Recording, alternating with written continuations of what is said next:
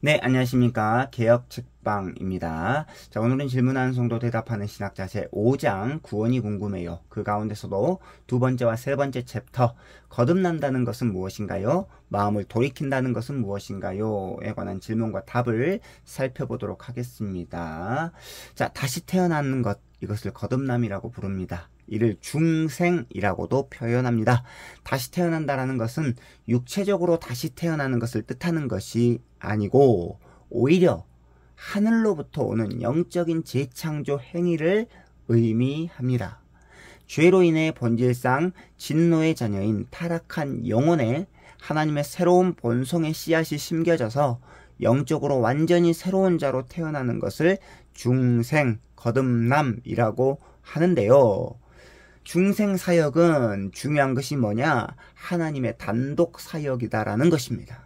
즉 하나님께서 홀로 일하시는 사역이 바로 거듭남의 사역, 중생 사역이다라는 것을 기억할 필요가 있습니다. 하나님께서 홀로 일하시는 단독 사역이시기에 이 중생 사역은 신비 중에 신비라고 할 수 있습니다. 하나님께서 새로운 본성의 씨앗을 인간의 이성으로는 알 수 없는 방법으로 우리 영혼에 심겨주셨기 때문에 신비 중에 신비다라고 할 수 있죠. 자, 새로운 본성의 씨앗이 우리 영혼에 심겨져서 거듭나게 되면 우리의 방향성이 바뀌게 됩니다.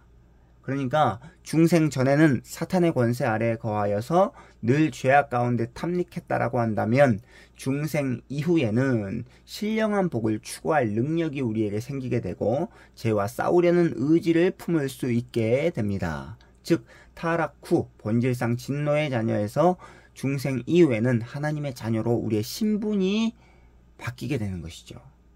중생은 중요한 것은 하나님의 단독 사역이므로 거듭난 자 외에는 그 누구도 중생의 이유와 조건을 자기 자신에게 돌릴 수 없다라는 것입니다. 믿음이 있었기 때문에 우리가 중생된 것이 아닙니다. 그러면 믿음이 우리의 공로가 되겠죠. 선행을 베풀었기 때문에 중생된 것도 아닙니다. 그렇다고 한다면 우리의 선행이 중생의 공로가 되겠죠. 그럴 수 없다라는 것입니다. 만약에 인간의 믿음과 선행 때문에 중생된다라고 한다면 그 중생은 인간이 이루어가는 중생이지 하나님의 단독 사역이라고 말할 수 없습니다. 거듭남의 그 어떠한 공로도 인간이 취할 수 없다. 중생은 하나님의 단독 사역이고 신비 중에 신비다 라는 것을 기억할 필요가 있습니다. 자, 거듭남의 은혜는 새로운 신비, 신비 중에 신비다라는 것을 성경은 이를 다음과 같이 표현하는데요. 요한복음 3장 8절 바람이 임의로 불매 네가 그 소리는 들어도 어디서 와서 어디로 가는지 알지 못하나니 성령으로 난 사람도 다 그러하니라. 예수님과 니고데모의 대화 가운데 한 대목이죠. 바람이 어디서부터 와서 어디로 가는지 모르는 것처럼 중생의 씨앗이 어디로부터 와서 어디로 또 어떻게 가는지 우리는 알 수 없습니다. 우리의 본성에 그 중생의 씨앗이 어떻게 심겨졌는지 유한한 인간은 알 길이 없다라는 거죠. 이처럼 거듭남의 은혜는 하나님의 신비로운 사역입니다. 참되게 거듭난 자는 삶 속에서 참된 거듭남의 열매들을 맺어야 합니다. 그것이 바로 마태복음 7장 20절이 말씀하고 있는 바인데요. 이러므로 그들의 열매로 그들을 알리라. 그러니까 만약 나무의 됨됨이가 바르고 건강하다라고 한다면 반드시 열매를 맺을 것입니다. 거듭난 신자도 이와 같아요. 참된 거듭남을 경험했다라고 한다면 삶 속에서 반드시 거듭남의 열매를 주렁주렁 맺을 수밖에 없다라는 것입니다. 거듭남의 씨앗은 그냥 죽은 채 정적으로 존재하지 않고 반드시 열매를 맺게 되어 있습니다. 깨달음이 있는 성경 구절 요한복음 3장 5절로 8절입니다.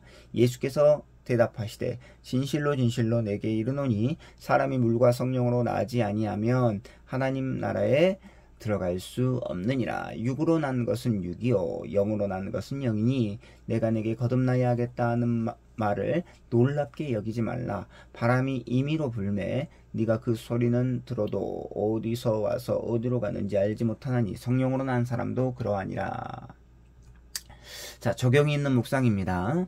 생명이 있는 것은 반드시 성장하기 마련이죠. 거듭남의 씨앗 또한 마찬가지입니다.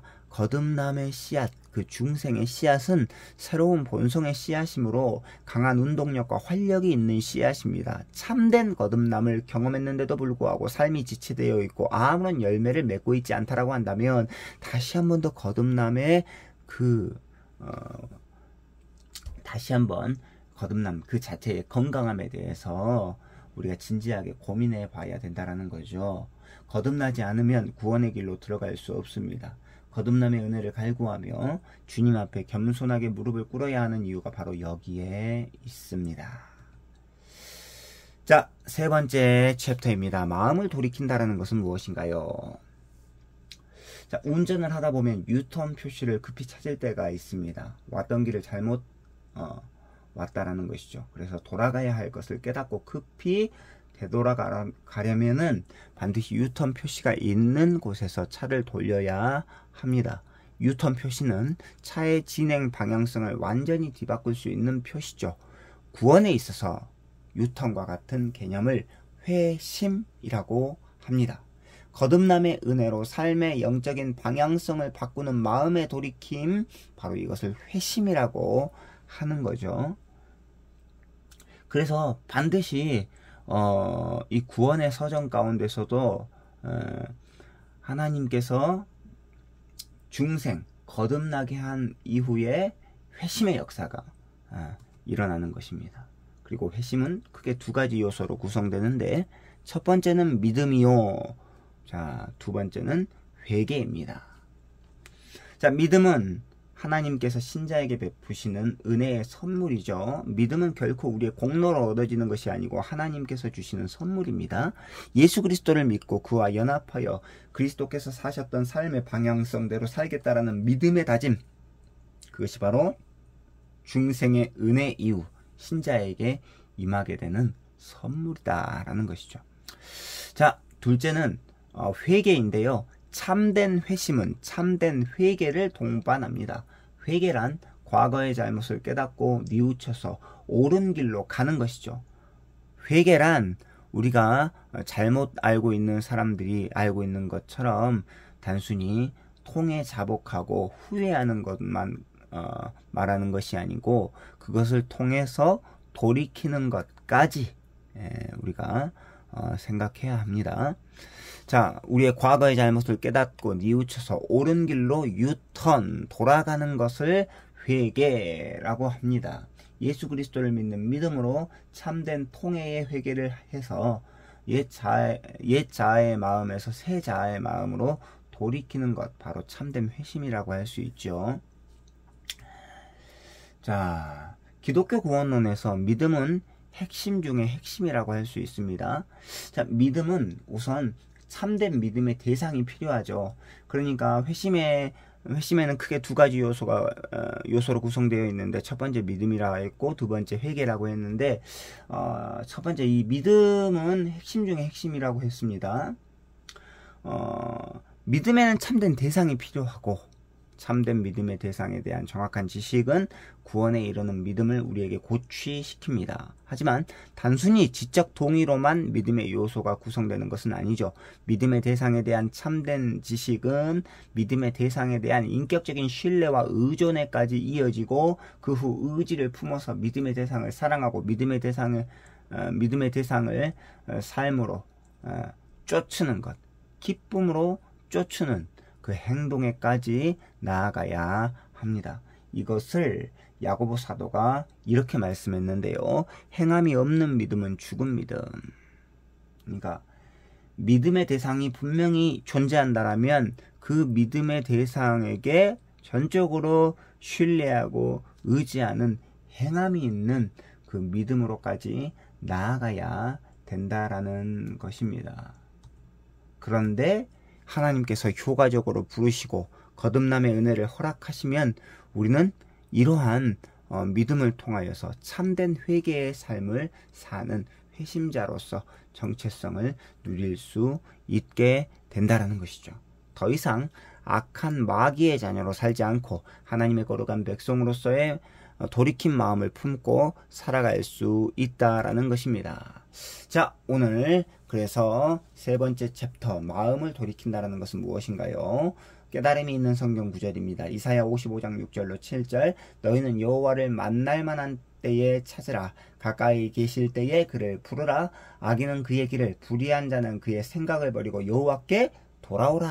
유턴. 그리하면 그가 긍휼히 여기시리라.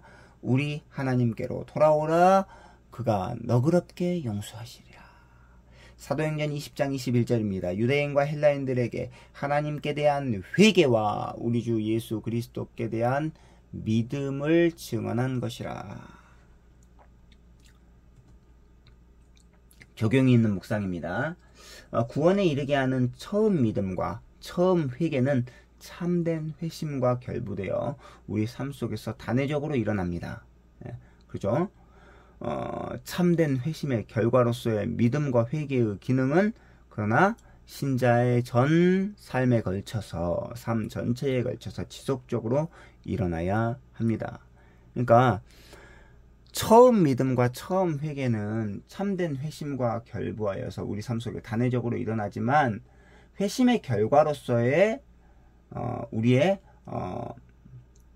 그 회심의 결과로서의 삶의 열매들은요, 계속해서 삶 전체에 걸쳐서 지속적으로 일어나야 된다라는 것입니다. 만약에 매일매일 죄를 향한 진지하고도 고뇌, 그리고 아픔, 철저한 묵상, 회개, 이러한 것들이 없다라고 한다면 그것은 신자로서 직무유기에 가깝다고 할 수 있습니다. 그러므로 바울의 다음과 같은 고백이 바로 우리의 고백이 되어야 되는데, 이렇게 고백하고 있습니다. 갈라디아서 2장 20절. 이제는 내가 사는 것이 아니요 오직 내 안에 그리스도께서 사시는 것이라. 이제 내가 육체 가운데 사는 것은 나를 사랑하사 나를 위하여 자기 자신을 버리신 하나님의 아들을 믿는 믿음 안에서 사는 것이라. 자, 주 예수 그리스도를 믿는 믿음 안에서 죄와 실존적으로 싸워 나아가는 자들이 바로 참된 회심을 경험한 참된 신자들이다.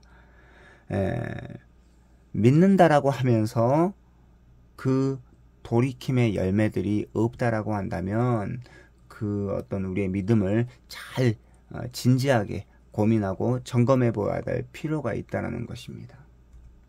자, 오늘은 여기까지 우리가 살펴보았고요. 다음 시간에는 네 번째와 다섯 번째 챕터, 신자는 의인인가요, 죄인인가요? 그리고 거룩한 삶을 산다는 것은 무엇인가요?에 대한 질문과 답으로 찾아뵙도록 하겠습니다. 오늘은 여기까지 우리가 함께 살펴보았고, 다음 시간에 찾아뵙도록 하겠습니다. 안녕히 계십시오.